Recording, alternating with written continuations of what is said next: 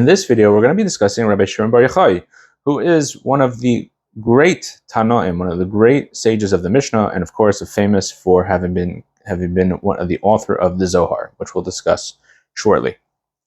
He was born after the destruction, or right at the destruction of the temple, approximately. He ends up studying in the famous yeshiva of Yavna, one of the few places that was spared by the Romans, and the Jewish people were allowed to continue studying Torah. Eventually, he makes his way to Bnei Brak, and he becomes a student of Rabbi Chanina, as well as the student of Rabbi Akiva, who becomes his primary teacher, and he becomes one of the famous 5 students of Rabbi Akiva after the passing of his 24,000 students.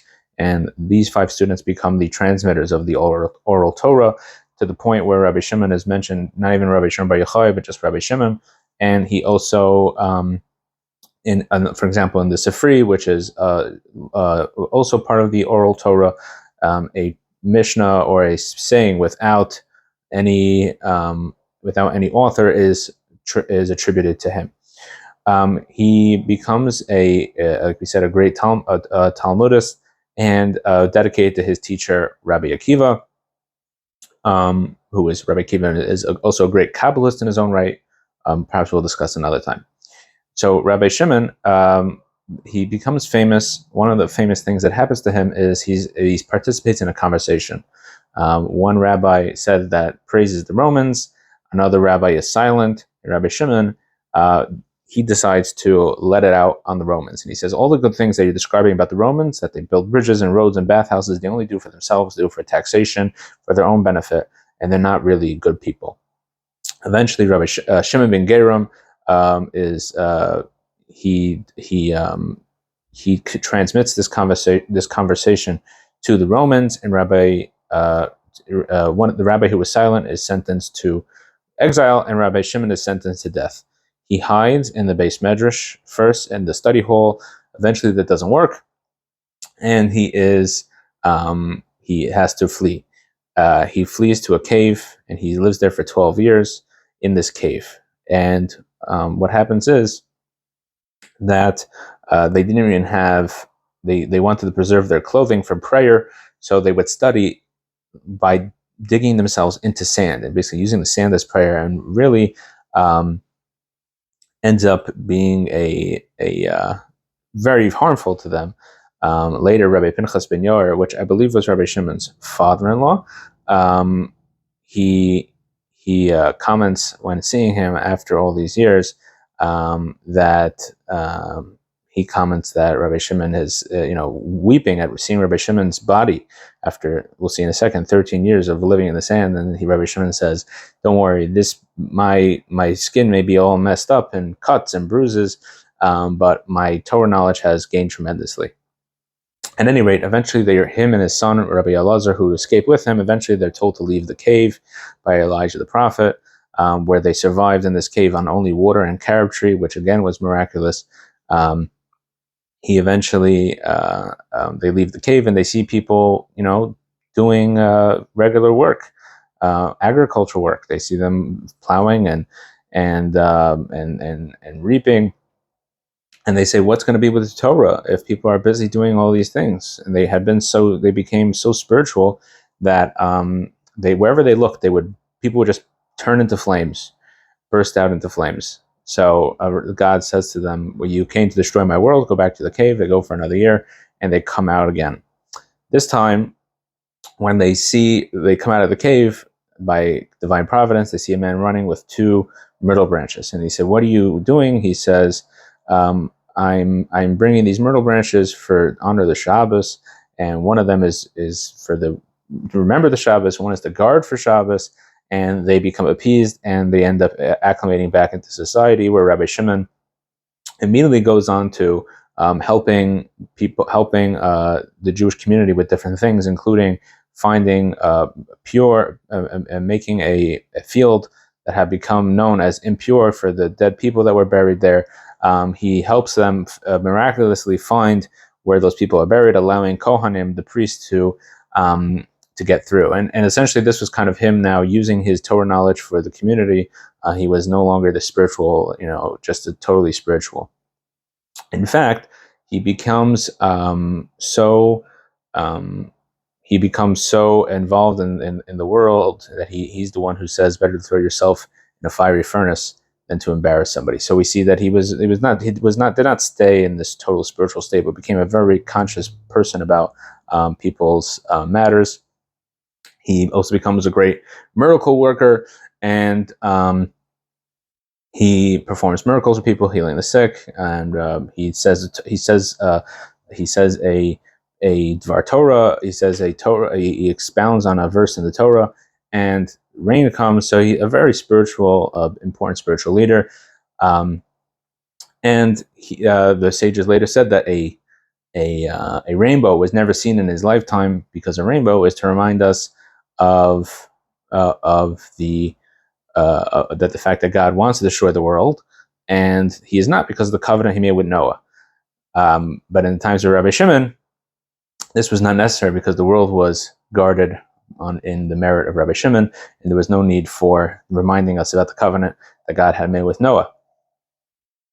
Okay, so that's Rabbi Shimon's, I guess you could say, his biography, and a little bit about his Talmudic pursuits. As far as just one more thing about his Talmudic pursuits, one of his most important students is Rabbi Yehuda Hanassi, who we discussed previously, the author and compiler of the Mishnah. Okay, so now let's get into Rabbi Shimon as a Kabbalist. Rabbi Akiva was a Kabbalist in his own right, and becomes one of the people who goes into the Pardes, as the Talmud and discusses.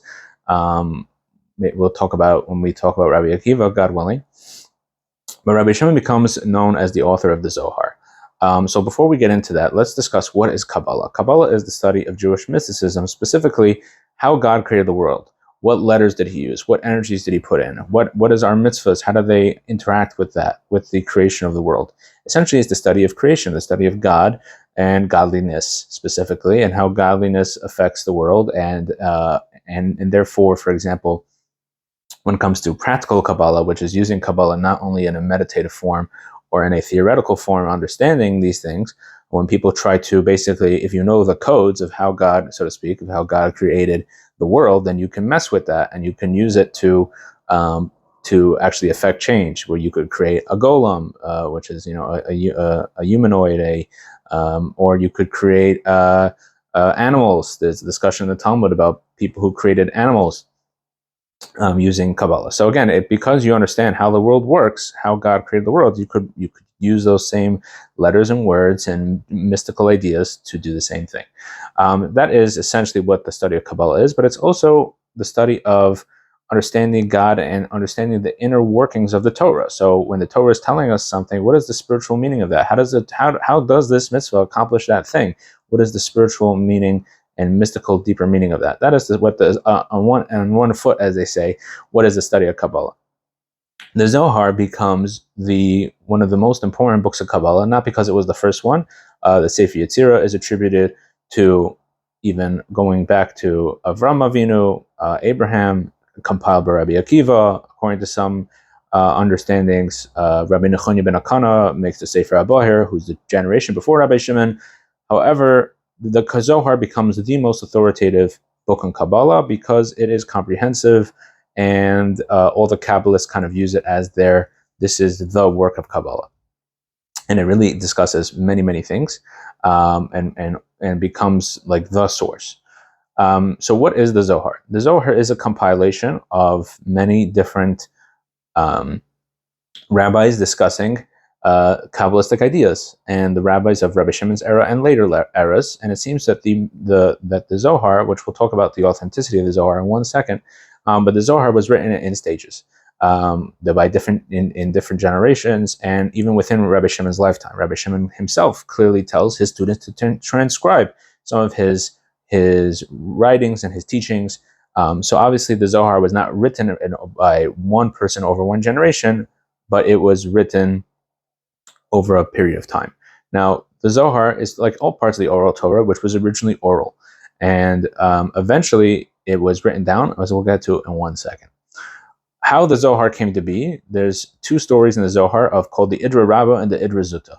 Idra is a word that means like a threshing floor, and the idea is that they went into this room where they would thresh out, they would sort out these Kabbalistic ideas. the first Idra, the Idra Rabbah, the big Idra, 10 sages, including Rabbi Shimon, and this is all recorded in the Zohar itself, including Rabbi Shimon, get together and they discuss these Kabbalistic secrets, and 3 of them die in ecstasy. Okay, this is something that's common even in Rabbi Akiva's generation, where it talks about the going to the pardes. Sometimes people who engage in Kabbalistic ideas, they just become so spiritual that they pass away. So 3 of them pass away, and then later generation, and that is all recorded in the Zohar. Later generations, later in Rabbi Shimon's lifetime, at the end of his life, he calls in the remaining people of the Idra of that group, and this time it's called the Idra Zutta, the small one, because there's less people. Apparently, 3 of them had passed away, so now there's only 7 of them left. And this time, Rabbi Shimon says he's going to expound on all the secrets and mystical teachings of the Torah, and then he is going to pass away. And this is on Lag BaOmer, which is celebrated to this day as a special day, and when the revelation of the Zohar is really on this day, is celebrated on this day. So Rabbi Shimon eventually passes away after expounding on all these teachings, and then he passes away. At the end of the Idra Zutta, I should say, is considered more authoritative because it is much more unified. That it's only Rabbi Shimon speaking, so it's a little less conversational. At any rate, the Zohar is not discovered until the 15th century, or I believe it was 15th century. Don't quote me on that. Rabbi Moshe de Leon, a great Kabbalist, publishes and disseminates the Zohar. He had this manuscript and he disseminates it. It becomes controversial in that first generation, but eventually it becomes very accepted that this is indeed the work of Rabbi Shimon. Later, in more recent times, there have been academics who have challenged this idea that the Zohar is authentic and really the work of Rabbi Shimon Bar Yochai. And essentially, there's a lot of lazy scholarship that leads to this.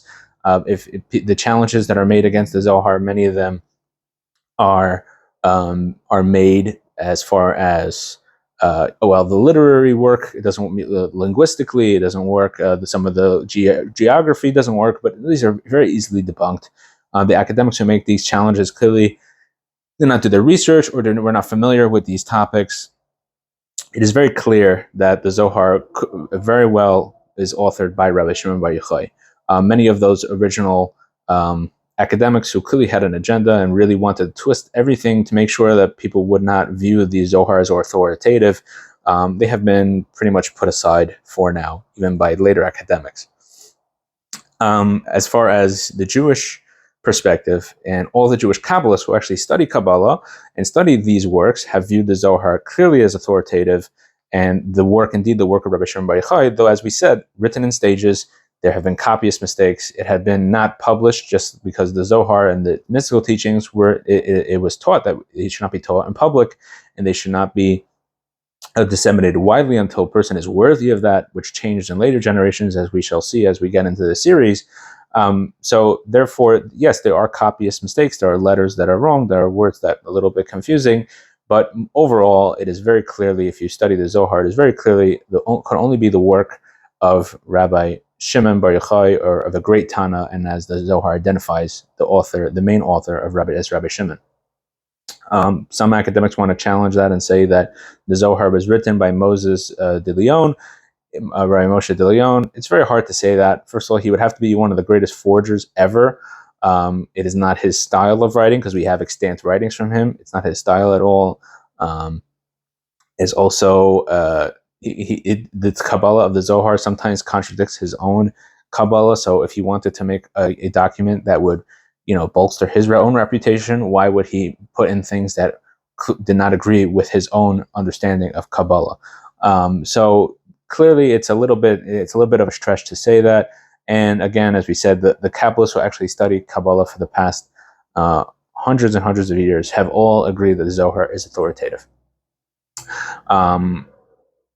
The question is, how did Moshe de Leon come to get it? There are different stories. Some say the Ramban, Rabbi Moshe ben Nachmanides, another great Kabbalist, sent it to him. Others say that he discovered it. He found it in a storehouse, or he found it in a king's treasure. Whatever the story is, it doesn't really matter. the reason why it was not disseminated widely, like we said, that there was a ban on disseminating at that time of disseminating Kabbalah widely. So that is essentially what the again, this is not, we're not going to get through all the different challenges that the Zohar has faced, but that has become the standard understanding in the Jewish world, that the Zohar is indeed the work of Rabbi Shimon Bar Yochai. That is basically it. Rabbi Shimon Bar Yochai, his legacy is, number one, as a Talmudist, as one of the great transmitters of the oral Torah, and as a Kabbalist, he transmits the Kabbalistic teachings, and eventually discovered in the Zohar, that becomes the basis for all Kabbalah and all Jewish mystical studies to this day. So we'll leave it here. The goal of this next few weeks is to go through, similarly like we went through with the development of halacha, to kind of go through the development of Kabbalah. We hope we're able to, and through these different biographies, and I hope we give everybody a little bit of an overview of these amazing stories and amazing personalities. So thank you very much, everyone, for joining. If you have something that you think I should have said, could have said, or would have said, please put in the comments. We appreciate the feedback, and looking forward to seeing you next time.